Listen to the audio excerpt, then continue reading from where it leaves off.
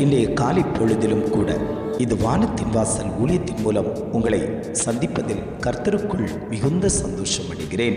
சோர்ந்து போய் காணப்படுகிறீர்களாம்? எப்பொழுது பார்த்தாலும் ஒரு சோர்வோடே இருந்து கொண்டிருக்கிறேன். என் வாழ்க்கையில் இந்த சோர்வுகள் எப்பொழுது மாற்றப்படும்? தேவ சமூகத்தில் போய் அமர்ந்திருக்கிறேன். தேவனுடைய வார்த்தையை கேட்கிறேன். ஆண்டவரோடு நடக்கிறேன், ஜெபிக்கிறேன். ஆனாலும் என்னுடைய சோர்வு மாற்றப்படவில்லையே. எப்பொழுது இந்த சோர்வு மாறும்?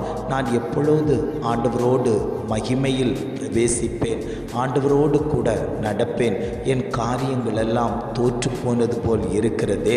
சோர்ந்து போகிற எனக்கு எப்பொழுது பலன் கிடைக்கும் என்று அநேகர் தேவ சமூகத்தை நோக்கி பார்த்து கொண்டிருக்கிறீர்கள் அல்லவோ? உங்களை பார்த்துத்தான் ஆண்டவர் சொல்கிறார், சோர்ந்து போகிற உனக்கு நான் பலன் தருவேன் என்று. இன்றைய காலை பொழுதில் ஒவ்வொரு குடும்பங்களையும் பார்த்து ஆண்டவர் வாக்கு கொடுத்து கொண்டிருக்கிறார். இன்றைய காலை பொழுதிலும் கூட ஆண்டவர் நமக்கு தரக்கூடிய நல்ல வார்த்தை என்னவென்றால், ஏசாயா 40ஆம் அதிகாரம் 29ஆம் வசனம் இவ்வாறாக சொல்லுகிறது, சோர்ந்து போகிறவனுக்கு அவர் பலன் கொடுத்து சத்துவம் இல்லாதவனுக்கு சத்துவத்தை பெருக பண்ணுகிறார். வசனம் இவ்வாறாக சொல்லுகிறது, சோர்ந்து போகிறவனுக்கு அவர் பலன் கொடுத்து சத்துவம் இல்லாதவனுக்கு சத்துவத்தை பெருக பண்ணுகிறார். இன்றைக்கு அநேக வேளைகளில் நாம் சோர்ந்து போகிறோம். அநேக காரியங்களை நினைக்கும் போது சோர்ந்து போகிறோம். வேலை காரியங்களை நினைக்கும் போது சோர்ந்து போகிறோம். குடும்ப விஷயங்களை நினைக்கும் போது சோர்ந்து போகிறோம். மனுஷனுக்குள் சோர்வை உண்டு பண்ணக்கூடிய சத்துருவானவன் இருந்து கொண்டே இருக்கிறான். மாம்சம் பலவீனம் உள்ளது, ஆவியோ உற்சாகம் உள்ளது என்று வேதம் நமக்கு கற்றுத்தருகிறது. இந்த மாம்சத்தை சோர்வுபடுத்தி பலவீனப்படுத்தி பார்க்கிறவன் சத்துருவானவன். ஆனால் கர்த்தருக்குள் நாம் இருக்கும்போது, கர்த்தருடைய கரத்தை பிடிக்கும்போது கர்த்தருடைய பலன் நமக்குள்ளாடி இறங்கி வரும். எலியாவை குறித்து நீங்கள் பார்ப்பீர்களே ஆனால், வானத்திலிருந்து அக்கினி இறக்கின எலியா, அநேக காரியங்களை செய்த எலியா, இப்பொழுது எசபேல் என்கிற ஒரு பெண்ணினுடைய சவாலின் சத்தத்தை கேட்ட எலியா இப்பொழுது சூறை செடியின் கீழ் சோர்ந்து போய் கிடந்தான். அவனை பலப்படுத்துவதற்கு ஒருவராலும் இல்லை. நான் பிதாக்களை பார்க்கிலும் நல்லவன் அல்ல, என் ஜீவனை எடுத்துக்கொள்ளும் என்று தேவனிடத்தில் முறையிட்டான். அவ்வளவு பிரகாசமாய் ஜொலித்த எலியாவுக்கே இப்படிப்பட்ட சோதனை வந்தபோது அவன் சோர்ந்து போய் கிடந்தான். ஆனால் தெய்வமோ அவனுக்கு பலன் கொடுப்பதற்காக வானத்திலிருந்து தடலில் சுடப்பட்ட அப்பமும் அவனுக்கு தண்ணீரும் கொடுத்து, எலியாவே எழுந்து போஜனம் பண்ணு, நீ போக வேண்டிய தூரம் வெகு தூரம் என்று சொல்லி அவனை தட்டி கொடுத்தாரே. ஆனால் இன்றைக்கு நீ குடும்பத்துக்குள்ளாடி சோர்ந்து போய் கிடக்கிறியாம். உன்னை தட்டி கொடுக்கிறதற்கு ஒருவரும் இல்லையே. நான் சோர்ந்து போய் கிடக்கிறேனே, என்னுடைய வேலை விஷயத்தின் நிமித்தம், என் பிள்ளைகளுடைய காரியத்து நிமித்தம், என் தொழிலின் காரியத்து நிமித்தம் நான் சோர்ந்து போய் கிடக்கிறேனே. என் காரியத்தை எடுத்து நடத்துகிறதற்கு, எனக்கு வழிவாசலை திறந்து கொடுப்பதற்கு, என்னை நேர்த்தியான பாதையில் நடத்தி கொண்டு போகிறதற்கு ஒருவரும் என்னை தட்டி கொடுக்கவில்லையே. நான் என்ன செய்வேன் என்று தேவ சமூகத்தில் காத்து கிடப்பீர்களேயானால் ஆண்டவர் சொல்லுகிறார், மனுஷனை நம்பாத, அவன் கண்ணியை வருவிப்பான். மனுஷனை நம்புவதை பார்க்கிலும் கர்த்தர் பேரில் பற்றுதலாயிரு, உனக்குண்டான வாசல் திறக்கப்படும்.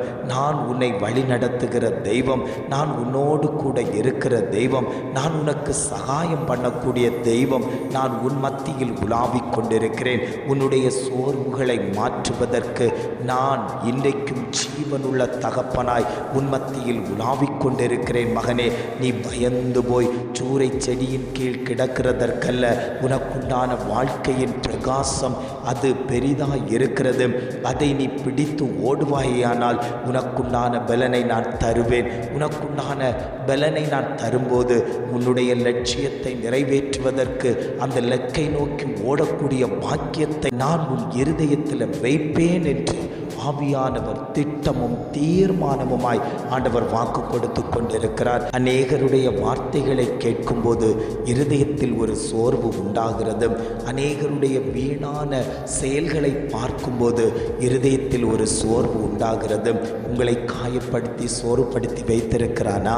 உன்னை எழும்ப விடாதபடிக்கு வீட்டுக்குள்ளாடியே சத்ருவானவன் முடக்கி வைத்திருக்கிறானா?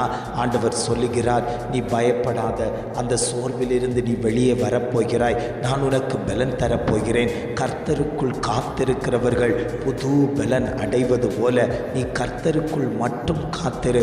உன்னுடைய சோர்வுகள் மாற்றப்படும். புது பலன் உனக்கு உண்டாகும். நீ ஓடினாலும் இளைப்படைய மாட்டாய், நடந்தாலும் சோர்ந்து போக மாட்டாய் என்று சொன்னது போல உன்னை நடக்க வைக்கக்கூடிய தகப்பன் இன்றைக்கு உன்னோடு கூட இருக்கும்போது நீ எதை குறித்தும் பயப்பட தேவையில்லை. யாரை கண்டும் நீ பயப்பட தேவையில்லை. கர்த்தரை நோக்கி உன்னுடைய பயணம் இருக்குமேயானால் அவர் அந்த பரலோக ராஜ்யத்தில் கொண்டு போய் சேர்ப்பார். இடையில வழிமறிக்கக்கூடிய சில அமலேக்கிய வல்லமைகள், சில பெலிஸ்திய வல்லமைகள் உனக்கு விரோதமாய் எதிரிடையாய் நின்றாலும் அதை முறியடிக்கக்கூடிய தெய்வம் யுத்ததாரியாய் உனக்கு முன்பாக வந்து நிற்பார். அவர் உன்னை பாதுகாப்பார். ஒரு தீங்கும் உன்னை தொடாதபடிக்கு கர்த்தர் உன்னை வேலியடைத்து பாதுகாத்து உன்னோடு கூட இருந்து அவர் செய்யும் காரியம் மிகவும் பெரிதாயிருக்கும் என்று சொன்னது போல ஆண்டவர் சொல்லுகிறார், நீ சோர்ந்து போய் கிடக்காதப்பா, நீ பலன் கொண்டு எழுந்திரு. சத்ருவானவர் உன்னை முடக்கி வைத்திருக்கலாம். நீ அந்த இடத்திலே அமர்ந்திருக்காமல் உன்னுடைய காரியத்தை நடப்பிப்பதற்கு நீ எழுந்திரு என்று ஆவியானவர் ஒவ்வொரு குடும்பங்களையும் பார்த்து ஆணித்தரமாய் ஆண்டவர் வாக்கு கொடுத்து கொண்டிருக்கிறார். நீ சோர்ந்து போய் கிடக்கிறது எதற்கு மகனே? நீ எழுந்து உன் காரியத்தை நடப்பி, நீ எழுந்து உன்னுடைய வேலையை செய்ய ஆரம்பி. நான் உன் கரத்தை பிடித்திருக்கிறேன். நீ விழுந்து போக மாட்டாய். சத்ருவினுடைய வார்த்தையை கேட்டு நீ விழுந்து போக மாட்டாய்.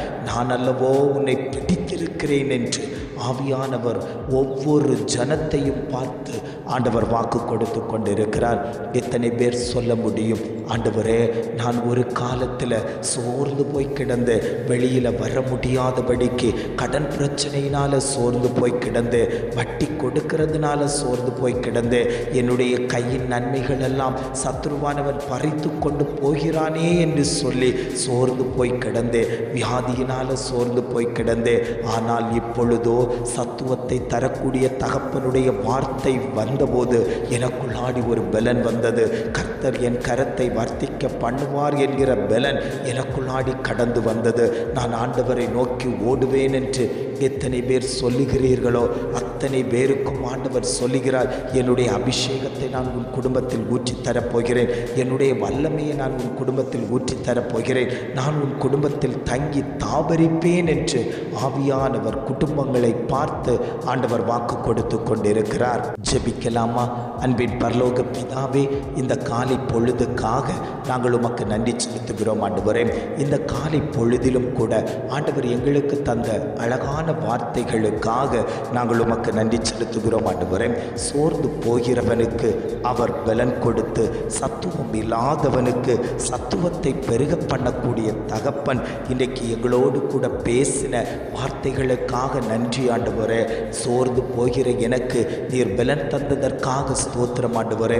இதை கேட்டுக்கொண்டிருக்கக்கூடிய ஒவ்வொரு குடும்பங்கள் மேலேயும் கர்த்தருடைய கரம் வைக்கப்படட்டும். உம்முடைய கரம் வைக்கப்படும் போதே அந்த சோர்வுகள் மாற்றப்பட்டு புது பலனோடு அவர்கள் வாழ்வதற்கு கர்த்தர் இரக்கம் செய்யும்படியாய் நாங்கள் ஜெபிக்கிறோம் ஆண்டவரே.